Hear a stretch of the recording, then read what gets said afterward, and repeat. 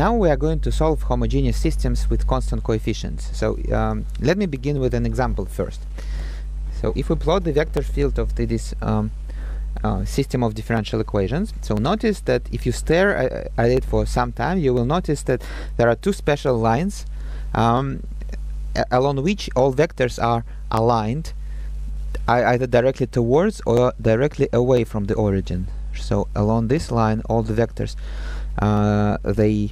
they point exactly to the origin, and along this line, all the vectors they point exactly away from the origin. Where if say you compare it to any other line, you see that along any other line, so the vectors they kind of they point away from the line, right? So these two are really these special lines, and I hope you know that it means that these are the eigenspaces of the matrix, of the given matrix 1 1 4 1, right? So the phase portrait here, the phase portrait, strictly speaking, the phase portrait is a collection of solutions too, but very often we can so that's a phase portrait. Without solutions, it's just a direction field, right? So the phase portrait shows us that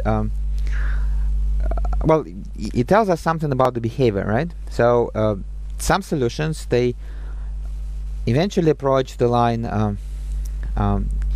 well, x equals 2y, or x2 equals 2x1, and some solutions, they also approach the line, but kind of they go to either to positive infinity or to negative infinity, right? But then there are also solutions that follow these eigenlines precisely, right? So that there are some solutions that just go towards the origin along the line y equals minus 2x, so that's the line y equals minus 2x, and there are some solutions that go straight away from the origin along a straight line along the line y equals 2x. Well, but notice that the phase plot only shows that, well, that there is a certain solution satisfying this x equals 2y, right? So x equals 2y, but we cannot see from the phase plot whether it is, you know, approaches, whether they approach the origin or go away from the origin exponentially, or I don't know, linearly, or and so on and so forth.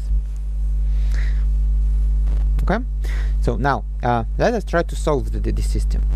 And again, as with individual first order linear differential equations, or second order or even higher order linear differential equations, what we are going to guess is that the solution has to do with complex an exponential function, right? And here is what we are going to try. So we are going to try a solution in the form the first x is going to be some xi1 times e to the rt, and the second x2 is going to be xi2 times e to the rt. And then when we substitute it into the system, after some simple calculations, we see that it means that this xi is an eigenvector of the matrix A corresponding to the eigenvalue r. Okay, so and it works, actually it works both ways. No, not both ways. Yeah, actually it works both ways, yeah. So that a solution, sorry, a function of the form xi times e to the rt is a solution of the system of differential equations if and only if r is an eigenvalue of the matrix A, and its corresponding eigenvector is xi, right? So then in our previous example we guessed eigenvectors from the plot, right? So the example was like this, so that was the plane, and these were the eigenlines. So this is x, this is y. Then the eigenlines were y equals 2x and y equals minus 2x. Right, so this vector is 1, 2, and this vector is minus 1, 2. So 1, 2. Now maybe what you need to recall, and somehow I find that a lot of students forget it, that if we know eigenvectors, then it's very easy to find the eigenvalue. You don't need to I mean, usually it's not the case, but sometimes it is. So, and when we know the eigenvector, we can easily find the corresponding eigenvalue. So we just need to multiply the matrix by the eigenvector and then see what is the result should be proportional to the original eigenvector, and the coefficient is the eigenvalue, right?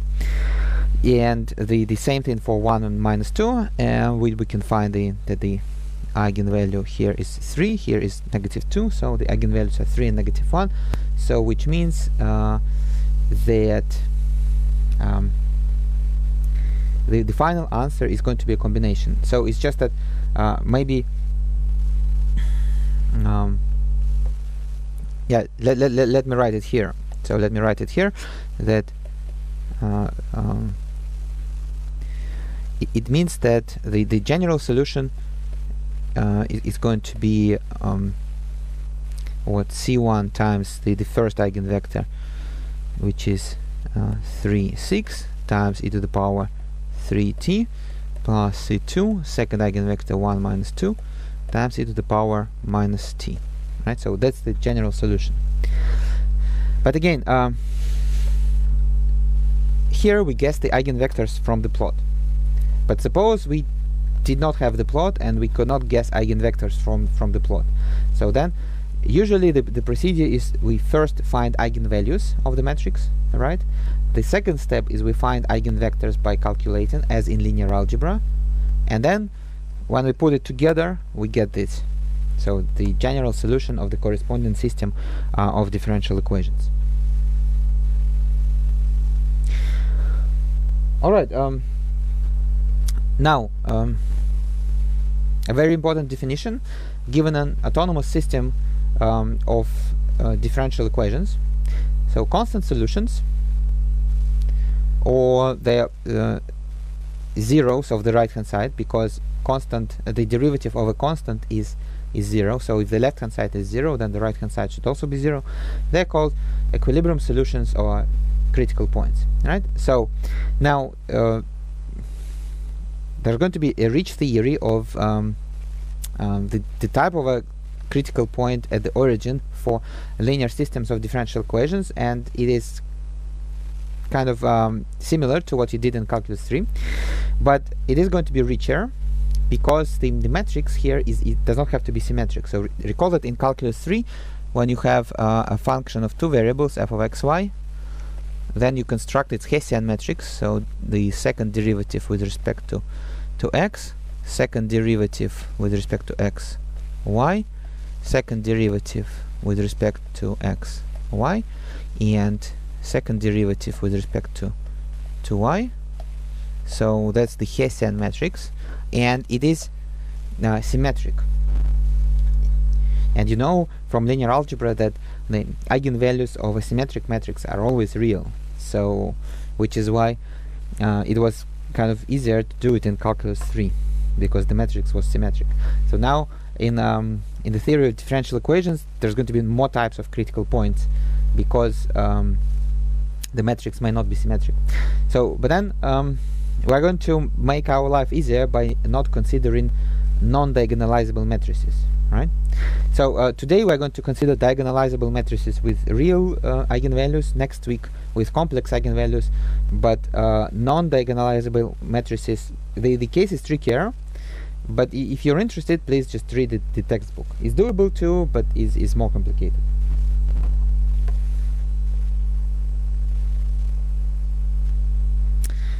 Now, let's go through a few examples. Here is a linear system of differential equations, right? So the first, in order to solve it, the first step is to find eigenvalues, right? In this case, the matrix is upper triangular, so the eigenvalues are just numbers on the diagonal.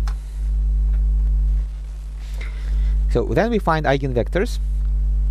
So here is how I write kind of the derivation of eigenvectors. But if you are used to another method of presenting it in linear algebra, please use whatever method you prefer. I don't care, right? So as long as you get the right answer, is up to you. So here is the first eigenvector. Here is the second eigenvector. 1, 0 and 1, 1 are the two eigenvectors. Well, and therefore this is the general solution. Now, what can we extract from this general solution? So one thing is that if t, imagine that if t approaches infinity, then this approaches 0 and this approaches 0. So which means that all solutions approach 0 as t goes to infinity, right? So as t goes to infinity, all solutions approach the origin, so 0, 0, because there is x and there is y. So x approaches 0 and y also approaches 0. Okay, so we are going to see it on the direction field by observing that all arrows they kind of they point towards the origin rather than away from the origin. Well, you will see it. So then another thing is that if say, I don't know, if say e to the power minus 1/2 t is so let's think of this as h. If this is h, then e to the power minus 1.5 t is h cubed.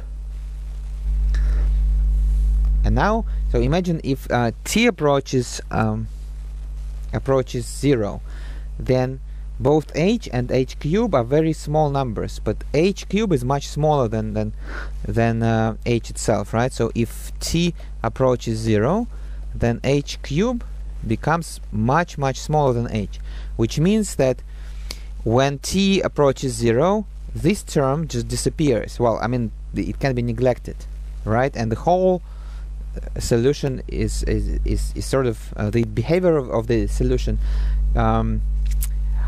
is kind of described by just the first term, and the first term is basically proportional to the vector 1, 0.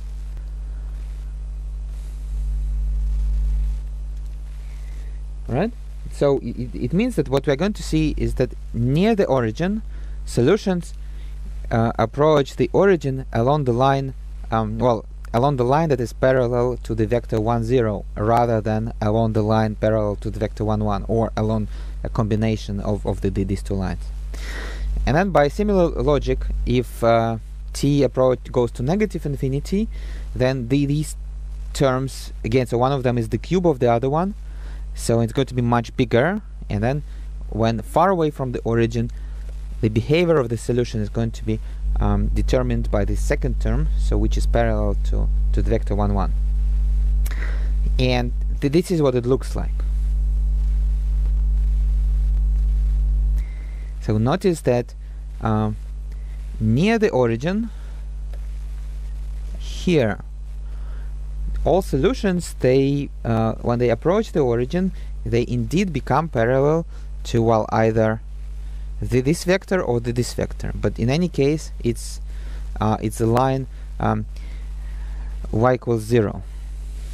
So these are parallel, so the line y equals 0, or so they're parallel to the vector 1, 0 or negative 1, 0. That doesn't matter. But far away from the origin, you see they kind of the further they are from the origin, the more parallel they become to the vector 1, 1.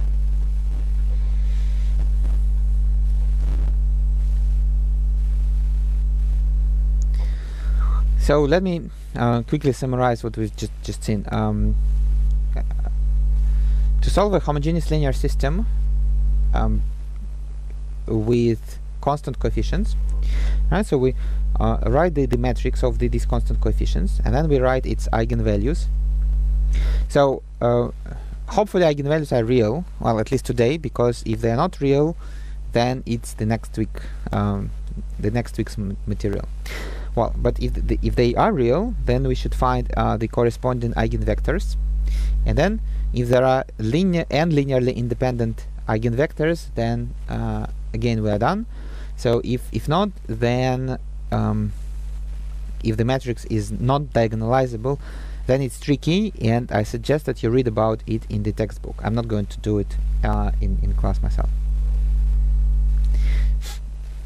And then you just put it together to get the general solution of the system of differential equations. Okay, so now please do the quiz.